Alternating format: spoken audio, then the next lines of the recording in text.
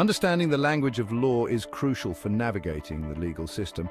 This is especially true in criminal law, where the stakes are high and the terminology can be complex.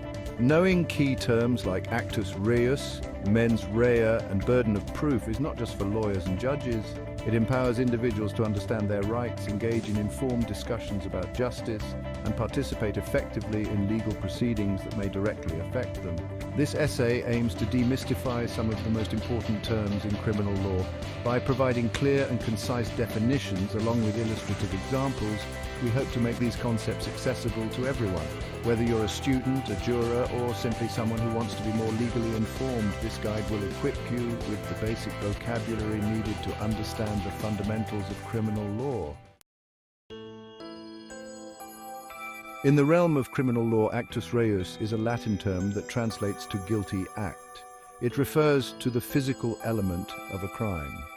To be convicted of a crime, it's not enough to simply harbor criminal thoughts. There must be an outward manifestation of those thoughts through an action or conduct. For instance, in a case of theft, the Actus Reus would be the act of taking someone's property without their consent. This could involve physically removing the property, like stealing a car, or it could involve more subtle actions like embezzling funds from a company. The prosecution must prove that the defendant committed the Actus Reus, the actual criminal act, to secure a conviction. While Actus Reus focuses on the physical act of a crime, mens rea delves into the mental state of the accused at the time of the crime. This Latin term, meaning guilty mind, speaks to the intent or knowledge of wrongdoing that accompanies the criminal act.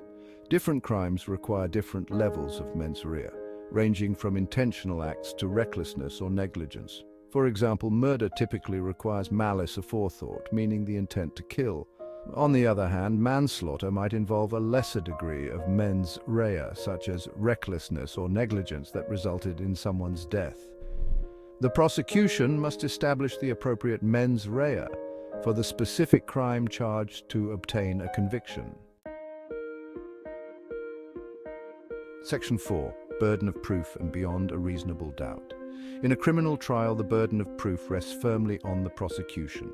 This means that it is the prosecution's responsibility to present sufficient evidence to prove the defendant's guilt.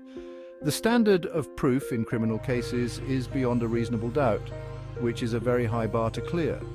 It means that the evidence presented must be so convincing that there is no other logical explanation for the events other than the defendant's guilt.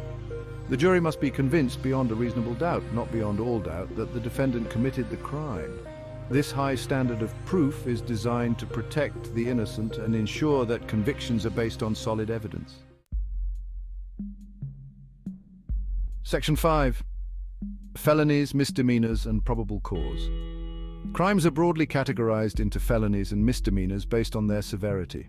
Felonies are the most serious offenses, often involving violence, and carry substantial penalties, including lengthy prison sentences. Misdemeanors are less serious offenses, often involving property damage or minor offenses, and typically result in fines or shorter jail terms.